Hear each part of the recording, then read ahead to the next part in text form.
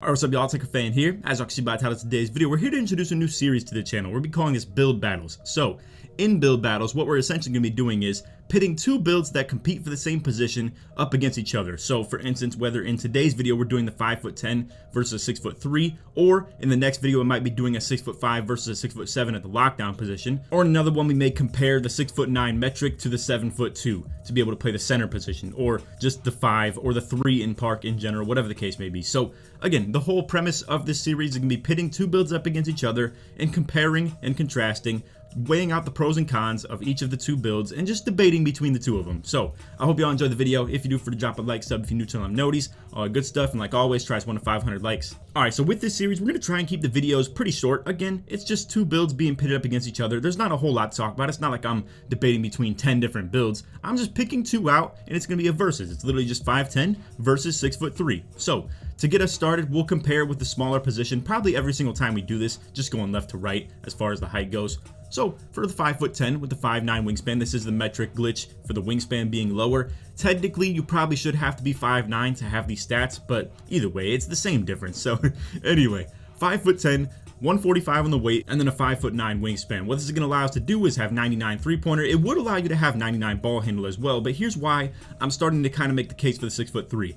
I don't think you need anything more than 93 ball handle, to be honest with you. I don't think Hall of Fame Unpluckable is really that much at a premium anymore. It's not like we're battling the pluck steals from season 1 anymore. And overall, people have kind of maybe gone away from the steal rating being 99 a whole lot more anyway. So you don't deal with a lot of pluck steals or just pickpocket steals, if you will. And I will say my opinions on this are translated through the Pro-Am community as well. Whether it's my guard, the guards that I play against, they all kind of feel the same way about this. It's not really worth it to make guard builds at 99 ball handle anymore. You sacrifice so much in other categories that you could be like giving toward your build, aka obviously we all know 99 three-pointer is something that we're probably gonna have on every single 5'10" to 5'9" build, essentially. Even 6'1" now with the metric glitch at that height. That's a whole different story too. That build is actually really good, but we're not here to debate that one.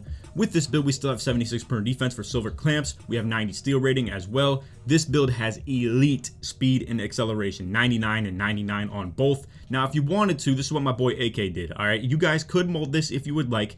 He's feeling like he doesn't need speed. He took away from his speed because all this actually does is pretty much way toward defense. Regular speed is just going to be off-ball movement, stuff like that. Obviously, with speed with ball and acceleration, that's what determines how fast you move with the ball in your hands. So, if you would like to do this and give even more of an offensive ability to your build, you could go up to like 76 driving dunk. I just did this for extra badge right here. But 74 would give you limitless takeoff on silver. 75 gives you a couple different dunk animations like front clutches and stuff like that. And 76 gives you the extra badge point for 8. So, if you wanted to do something like this instead, go for it. Just keep both versions in mind because that's obviously what we're kind of weighing with this build. The options are going to be something that also plays a factor with this series. But again, if you wanted to go with something like this, 98 speed with ball, 99 acceleration, I mean 99 three-pointers still, obviously. There's a reason these 5'10s were so meta, and the thing is, people were making them without driving dunk, and it was reasonable too, with left-right being so crazy and just backwards horizontal movement being so insane. It made a lot of sense to really just sacrifice driving dunk entirely and just play with centers who could deal with that type of stuff, because slipping and pick and roll was so easy to run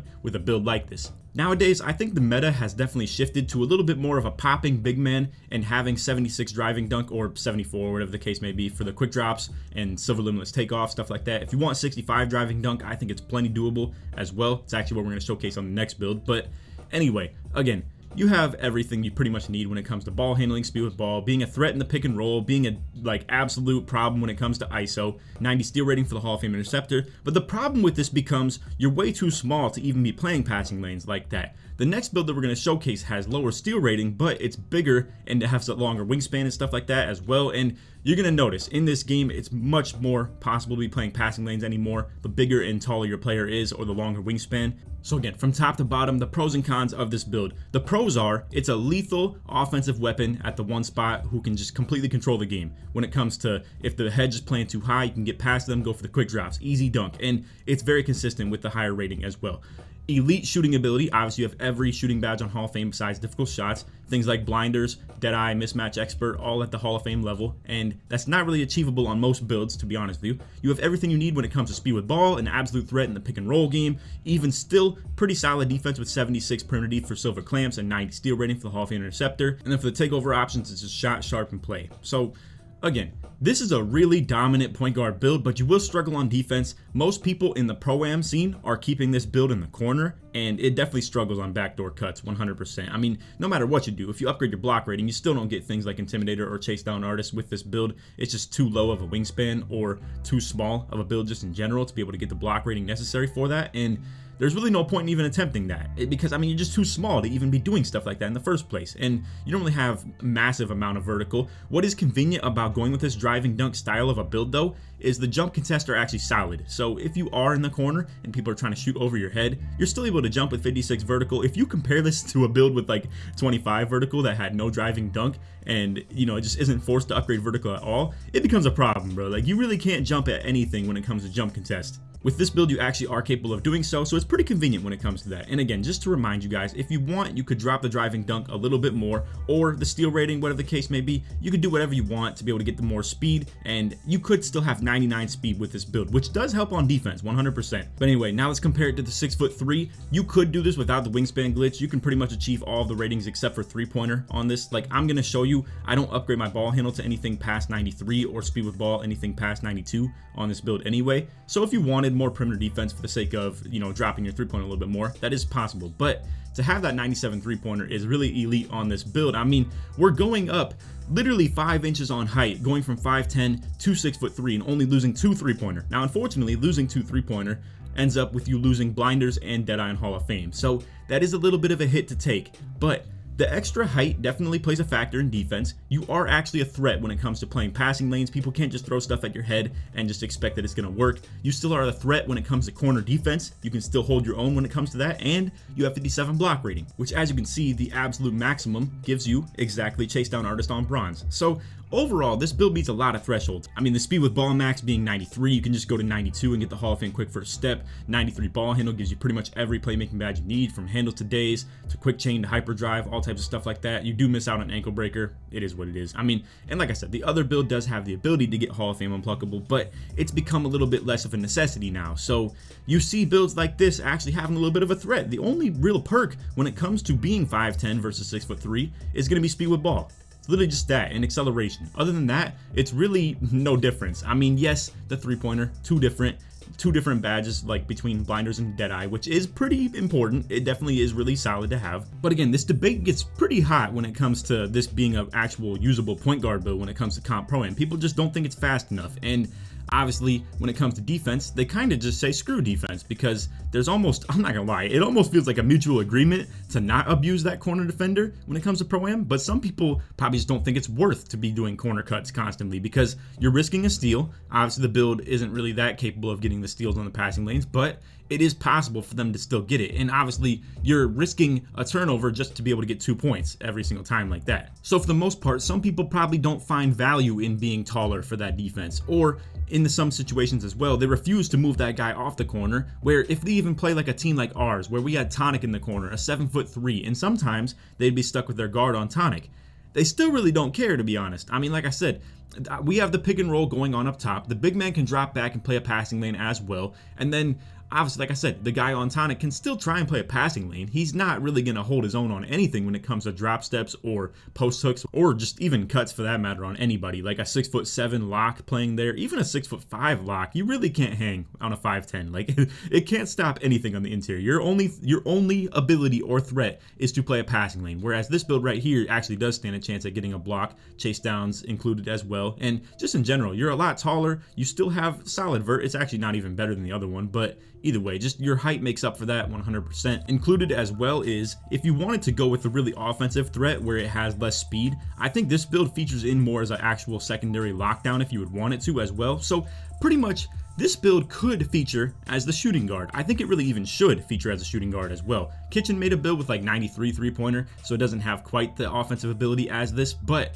I gotta say, man, I think this build would be so lethal at the 2. And if you wanted to, this is even a thought that I kind of brought to them as well, but they didn't feel like you could run this at the point guard spot, Kitchen and AK that is, where you could run 2 of these at the 1 and the 2 spot, whether that be rec, whether that be Pro-Am, whatever the case may be, or even for park. I feel like the duo threat of duplicate builds right here actually is something to be thought about a little bit, where you could run this at the point guard spot and the shooting guard spot. Not many comp heads are going to do that though, but I will say, for the sake of Rec Center, this is actually a really good threat. Like, I think this one right here is a way better build for Rec than the 5'10" would be, because in most situations with this 6'3", you're forced to guard the other person on the other side of you if you're playing with Rec randoms, and just in other situations where you're playing man. It gets really confusing with your boys when you tell them you have to switch every single time. They start following their arrow. People get on like little drift brain, you know what I mean, where they just kind of let stuff just go and don't even think about it, and switching becomes a problem on Rec 100%, unless you're playing zones and stuff like that, in which case you can definitely avoid playing any defense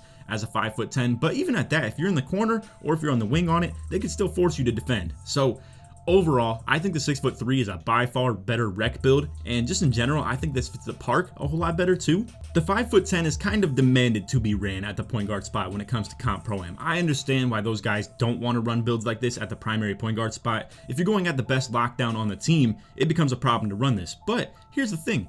You don't have to go at the best lockdown on the team if you have two of these. If you have two of them, you just give it to the hot hand pretty much. Or in that situation, the hot hand, quote unquote, is whoever has the weakest defender on them. So you could just go with that. Two-man game where you send the big man down to the paint and run screens with the 1 and the 2 and force the mismatches onto the worst defender. It's still possible as well. You could still have a primary point guard while still running stuff like this and just run two-man game to get those switches and mismatches on you. This build is still, like I said, really good with speed. And then again, you don't have a complete weak link when it comes to defense. So overall, how do I feel?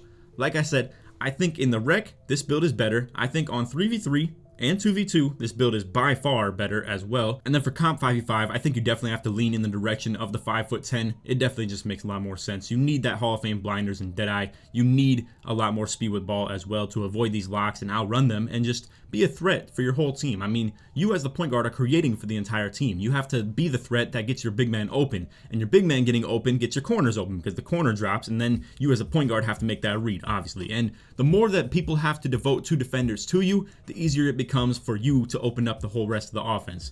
So overall, I think you still could make a very, very valid threat for using the 6'3" in comp pro-am as well. But on Rec, I definitely would recommend this one. And then for 3v3, 2v2, just park stuff, I think the 6'3" is actually better as well. So that's our first little build battle right there. Let me know if you guys like the title as well. I mean, if that's corny, you could let me know and I just won't do it again. I guess, like, if it's an overwhelming amount of people who think build battles is like corny of a title. But anyway, I like the concept. I like pitting two different builds against each other. I think it's really cool to just kind of hash things out between two builds and not involve every other height in the game, from 6'1" to 6'2" to 6 foot to, you know, 6'4", 6'5", stuff like that. I think it's just nice to kind of debate between two builds, and it gives a lot of content as well, to be completely honest with you guys. So anyway, that's all for the video. Leave in the comments which build you think is better. You could put 5'10" or 6'3". Leave in the comments which build you think is better to show your support you made all the way through to the end of the video. Again, if we get this one to 500 likes, I would appreciate that. And let me know if you guys want to see more of this, more of the build battles and hashing it out between two different builds and debating stuff like that. So anyway, that's all for the video. Hope y'all enjoyed. And on that, take it easy, man. Peace.